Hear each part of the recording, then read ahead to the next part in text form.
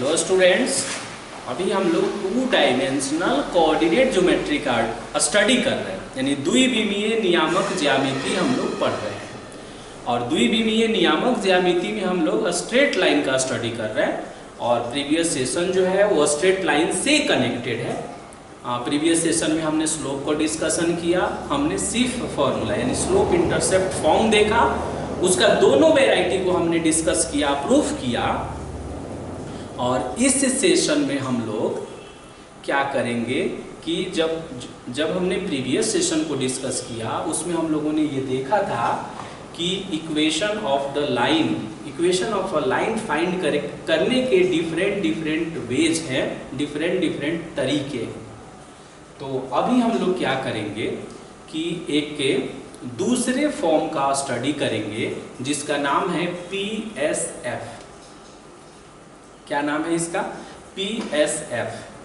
लेकिन हमेशा ये ध्यान रखिएगा कि जितने सारे फॉर्म का हम स्टडी करेंगे उन सभी का मास्टर की जो है वो स्लोप के पास है। यानी स्लोप जो है ना, ये मास्टर रोल प्ले करता है सभी फॉर्म में। जब उसका आप डेरिवेशन देखेंगे तो आपको ये ऑलरेडी फील होगा कि स्लोप बहुत ही इंपॉर्टेंट कॉन्सेप्ट है, या यूं कहें कि सुपर कॉन्सेप्ट है स्ट्रेट लाइन के लिए। ओके, तो इस सेशन में हम लोग स्टडी करेंगे।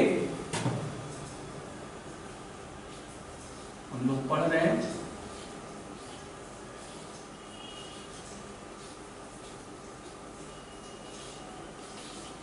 इक्वेशन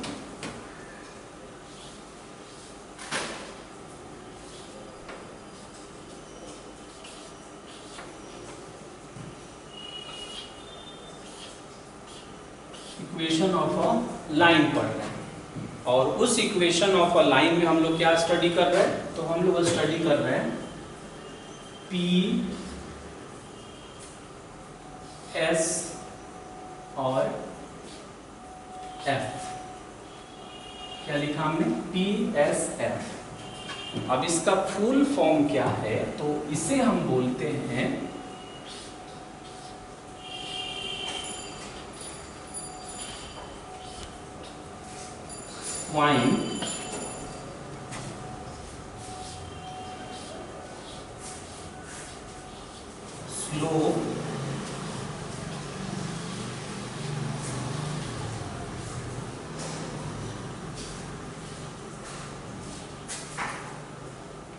पॉइंट स्लोप फॉर्म बोलते हैं इसे।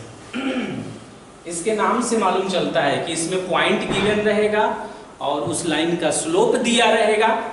जो इसके नेम में इंक्लूड है, यानी वो चीजें गिवन रहती है, यानी पॉइंट दिया रहेगा उस लाइन पर और उसका स्लोप मालूम रहेगा हमको, और तब मुझे उसका इक्वेशन फाइंड करना होगा। और बहुत ही सिंपल फॉर्म है ये। एक जो होता है इसका भी 2 फॉर्म है। एक जो है वो सामान्य फॉर्म है, एक उसका जनरल फॉर्म है, और एक को हम बोलते हैं कि वो पैरामीट्रिक फॉर्म है। यानी इसका भी 2 वेराइटीज है। फर्स्ट को अभी हम लोग स्टडी करेंगे, फर्स्ट को अभी हम लोग डिस्कस कर रहे हैं, जिसको हम बोलते हैं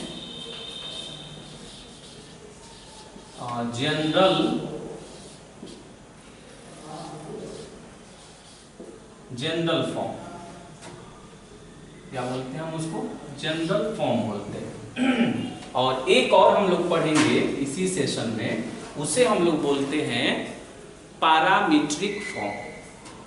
और इसका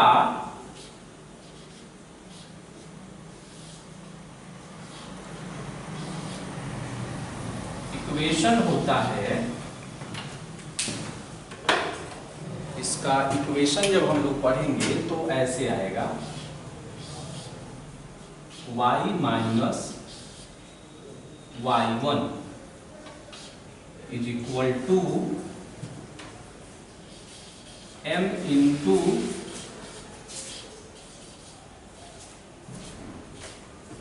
x माइनस x1। ये है इसका y minus y1 is equal to m into x minus x1। इसे हम बोलते हैं पॉइंट स्लोप फॉर्म। अब ये इसमें जितने सारे सिंबल यूज हो रहे हैं तो उससे हम क्या कहते हैं, तो यहाँ पर जो एक पॉइंट देख रहे हैं जिसे अगर हम कैपिटल ए कहें तो ए का कोऑर्डिनेट है x1 y1। क्या है ए का कोऑर्डिनेट x1 y1 और इसे हम कहते हैं पासिंग पॉइंट। और इसमें एक m यूज हो रहा है, तो m क्या बताता है, m बताता है स्लोप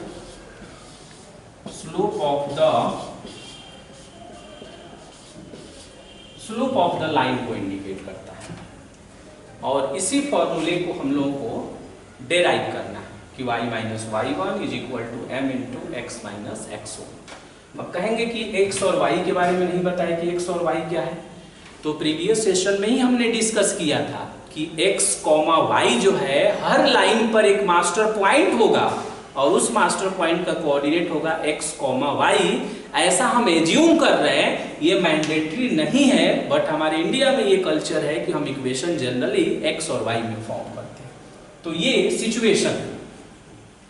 अब जब हम इसका डेरिवेशन करते हैं तो डेरिवेशन करने के क्रम में मुझे क्या करना है कि एक ऐसे लाइन का सिचुएशन स्टडी करना है जो एक पॉइंट से पास करता है। और कौन सा पॉइंट है, x1, y1।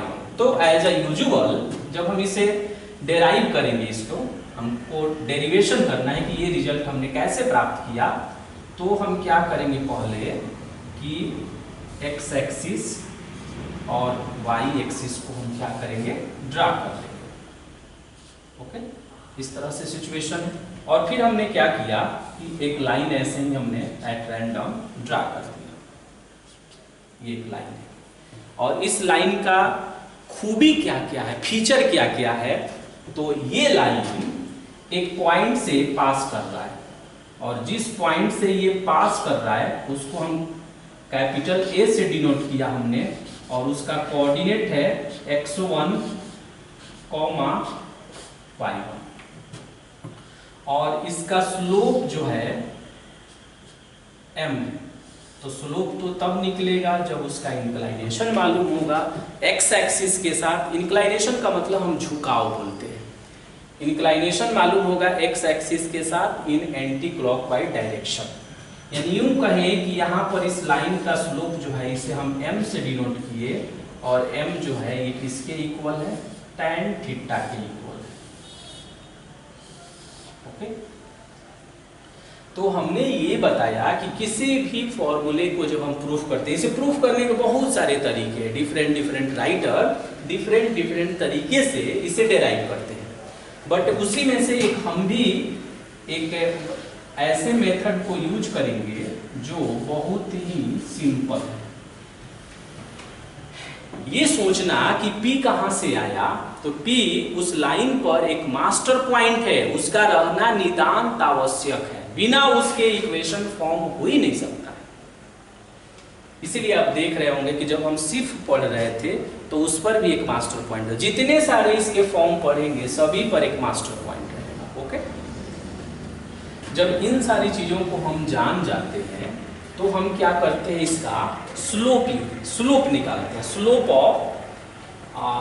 ऑफ AP हम निकालते हैं। इसमें क्या हम फाइंड कर रहे हैं, slope of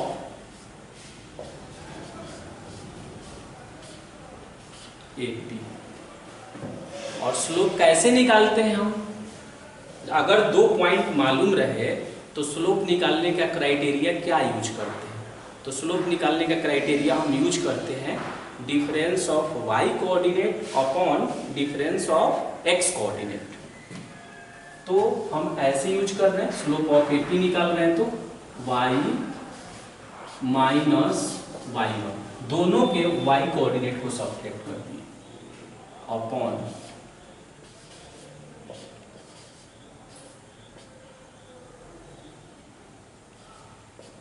upon difference of x coordinate. Okay, अच्छा, इसी का स्लोप निकालने का एक और भी कॉन्सेप्ट है। अगर मुझे इंक्लाइनेशन मालूम रहे एक्स एक्सिस के साथ एंटी क्लॉकवाइज डायरेक्शन, तो वो क्या होगा, उसे हम यानी हम स्लोप को ऐसे भी तो कैलकुलेट कर सकते हैं ना, tan थीटा।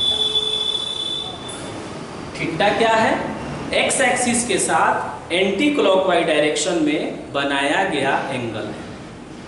बार बार एंटी क्लॉक इसलिए बोलते हैं कि जो स्लोप का डेफिनेशन है उस डेफिनेशन में एंटी क्लॉकवाइज का ही डिस्कशन किया गया है। ओके, तो tan theta is equal to y minus y1 और अपॉन x माइनस x1। और आपको मालूम है कि इसी tan थीटा को हम m से भी डिनोट करते हैं, then m is equal to y minus y1 और upon x minus x1। Cross multiply अगर हम करें then it will be y minus y1 is equal to m और x माइनस x1। ये और देखिए इसी फॉर्मूले को आप बोलते हैं कि ये क्या है, PSF यानी पॉइंट स्लोप फॉर्म। इसको आप क्या बोलते हैं, इस फॉर्मूले को हम बोलते हैं कि ये है PSF।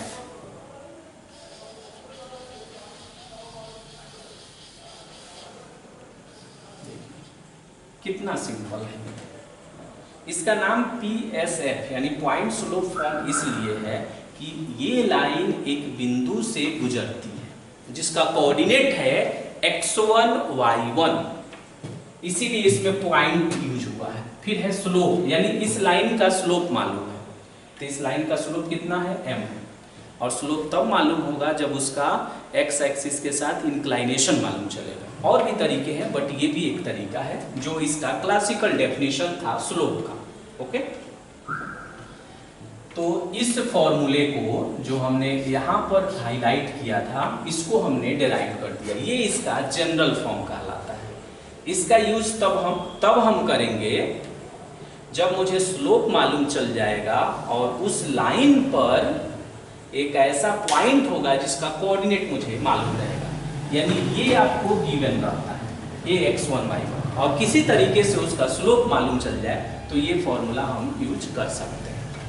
इसी का देखेंगे कि कॉम्पिटिटिव एग्जाम में भी बार बार पूछा जाता है कि parametric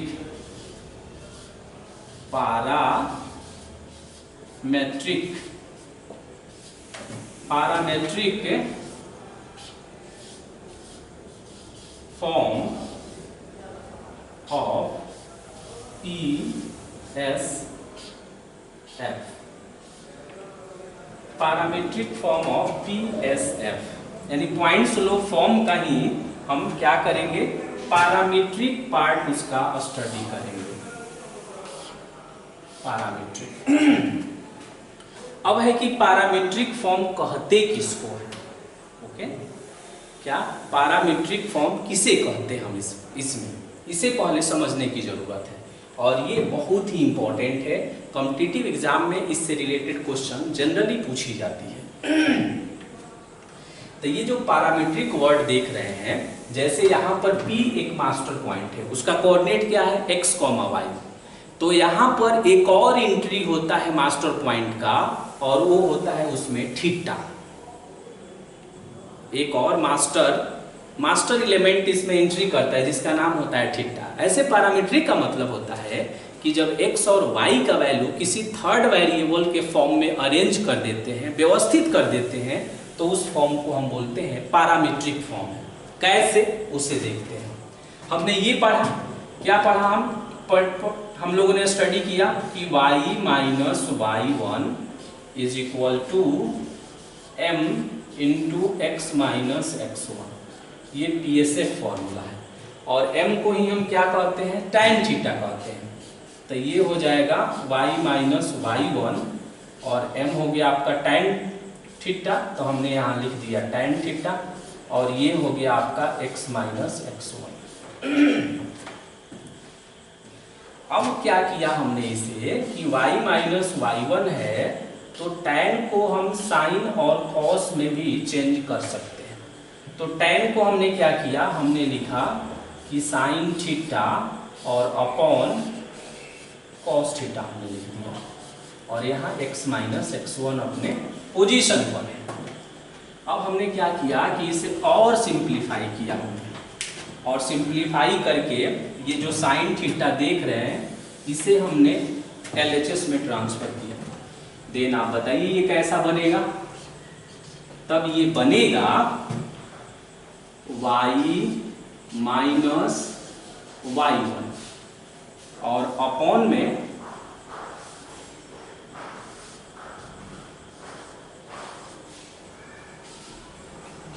sign theta is equal to x minus x1 और अपॉन में कॉस थीटा। ओके, ये situation y minus y1 upon sine theta is equal to x minus x1 cos theta, और ये दोनों इक्वल है तो हमने इसके लिए एक नया सिंबल इंट्रोड्यूस किया r, हमने इसे r मान लिया। अब इसमें तीन पार्ट हो गया, इसे हम कहते हैं कि ये फर्स्ट पार्ट है, इसे हम कहते हैं कि सेकंड पार्ट है, और एक हमने इसे r एज्यूम किया तो इसे हम कहते हैं कि ये थर्ड पार्ट है। अब क्या करते हैं इसमें कि फर्स्ट और थर्ड को हम सिलेक्ट करते हैं from first and third. Okay, तो फर्स्ट और थर्ड को जब हम यहाँ पर सेलेक्ट करते हैं तो ये बनेगा y माइनस y1 अपॉन में साइन थीटा और इज इक्वल टू हुआ r। तो ये हो जाएगा y is equal to y1 plus r sine theta. दूसरा हुआ कि x माइनस x1, इसे हम कहते हैं फ्रॉम सेकंड एंड थर्ड। तो ये हुआ आपका x माइनस x1 और अपॉन में कॉस थीटा और इज इक्वल टू हो गया आपका r। तो ये हो जाएगा आपका x is equal to x1 plus r cos theta. x is equal to कितना हुआ, x1 plus r cos theta. यानी पहले अब देखिए इससे क्या होता है चेंजिंग, कि पहले आपका मास्टर पॉइंट था P और उसका कोऑर्डिनेट होता था x, y, और उस मास्टर पॉइंट को ये रिप्लेस करता है। कैसे, तो x की वैल्यू कितना आया, तो यहाँ आया x1 plus r cos theta, और यहाँ आया y1 और प्लस में आया r साइन थीटा, इस तरह से। तो यही जो देख रहे हैं कि जो पहले पॉइंट मास्टर पॉइंट था x, y, वो अब ऐसे टर्न हो जाता है। क्या हो जाता है, ऐसे ये टर्न हो जाता है x1 plus r cos theta और y1 plus r sine theta. इससे पता लगता है कि इससे हम अगर इस चीज को अगर हम देखें तो इससे पता क्या चलता है, तो ये पता चलता है कि यहाँ पर P एक पॉइंट है, ओके, जिसे हम मास्टर पॉइंट कह रहे थे। तो यहाँ से R डिस्टेंस पर दो पॉइंट होने की प्रोबेबिलिटी है। एक A हो गया और वैसा ही एक पॉइंट उसके एक राइट साइड में एग्जिस्ट करता है और एक जो है लेफ्ट साइड में, इसे A डैश कर देंगे, एक को A कहेंगे और दूसरे को क्या कहेंगे, हम A डैश कहेंगे। तो यहाँ पर जो हम P सेलेक्ट करते हैं x1 plus r cos theta, इसका मतलब ये होता है कि इस पॉइंट से r डिस्टेंस पर, जैसे कोई पॉइंट है कहीं पर भी, तो कहें 2 यूनिट पर एक पॉइंट सेलेक्ट करिए, तो अगर वो लाइन है तो 2 यूनिट पर दो पॉइंट सेलेक्ट कर सकते हैं, एक उसके लेफ्ट साइड में और एक उसके राइट साइड में। इसीलिए देखिएगा कि इसे जो है ऐसे भी लिखा जाता है, ऐसे x1 plus minus r cos theta और y1 plus minus r sin theta. क्योंकि ये जो r देख रहे हैं, ये r यहाँ पर डिस्टेंस का रोल प्ले करने लगता है। यानी वो कहता है कि p x, y है और वहां से r डिस्टेंस पर वो पॉइंट है जिसका नाम है x1, y1। कैसे? तो p का कोऑर्डिनेट x, y है और p के जगह पर ये रख दीजिए x1 plus r cos theta और फिर क्या कर दीजिए y1 plus r sin theta और डिस्टेंस फॉर्मूला का यूज करिए, दूरी सूत्र का। तो देखेंगे कि PA r होगा और PA डैश भी देखेंगे। यहां पर आप देखेंगे क्या कि एक तो हो गया A, यानी r डिस्टेंस पर एक पॉइंट है x1, y1। तो यहाँ पर जो डिस्टेंस होगा हियर, तो दो पॉइंट वहां पर एग्जिस्ट होगा, यानी यहाँ पर A डैश P और यहाँ पर AP, ये दोनों ही R होता है। क्या होता है? वो R होता है। यानी ये बताता है पैरामीट्रिक फॉर्म कि ये जो मास्टर पॉइंट है, इसी मास्टर पॉइंट से R दूरी पर A होता है और इतना ही दूरी पर एक पॉइंट का एग्जिस्टेंस इधर भी होता है। क्या होता है? इधर भी होता है। तो ये जो देख रहे हैं x is equal to x1 plus r cos theta और y is equal to y1 plus r sin theta, तो ये इसका पैरामीट्रिक फॉर्म कहलाता है। इसका PSF का। और इसको कैसे हम जनरेट करते हैं ये हमने देखा। फिर अब हम इससे रिलेटेड प्रॉब्लम को करेंगे तो और उसे बेहतर समझ पाएंगे। अभी सिर्फ हम ये याद रखेंगे कि PSF में क्या होता है कि एक लाइन है, उस पर एक मास्टर पॉइंट है, उस मास्टर पॉइंट का कोऑर्डिनेट है x, y और उसी लाइन पर एक और पॉइंट है जिसका कोऑर्डिनेट है x1, y1। तो उस मास्टर पॉइंट को हम ऐसे भी अरेंज कर सकते हैं x1 plus r cos theta, y1 plus r sin theta. अब r जो है वो डिस्टेंस को इंडिकेट करता है, तो प्लस r रहेगा तो उसका मॉडुलस वैल्यू r ही होगा, माइनस r होगा तो भी उसका मॉडुलस वैल्यू r ही होगा।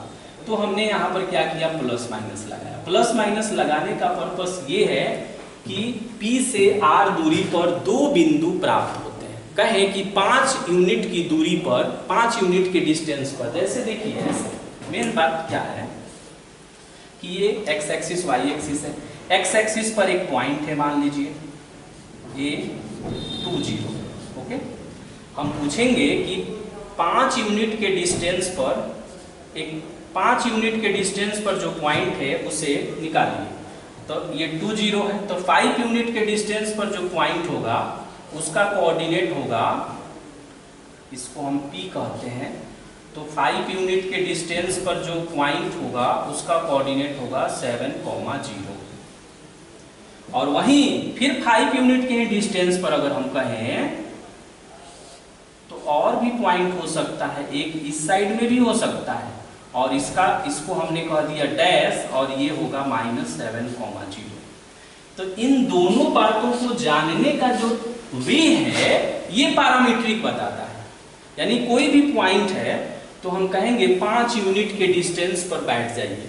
तो अगर वो लाइन है तो वहां कंफ्यूजन क्रिएट होता है कि राइट में 5 यूनिट या लेफ्ट में 5 यूनिट। इस बात को समझने का जो क्राइटेरिया है वही पैरामीट्रिक बताता है। और इससे रिलेटेड जब हम लोग प्रॉब्लम को सॉल्व करेंगे तो इसकी और भी बारीकियों को हम समझ पाएंगे। ओके।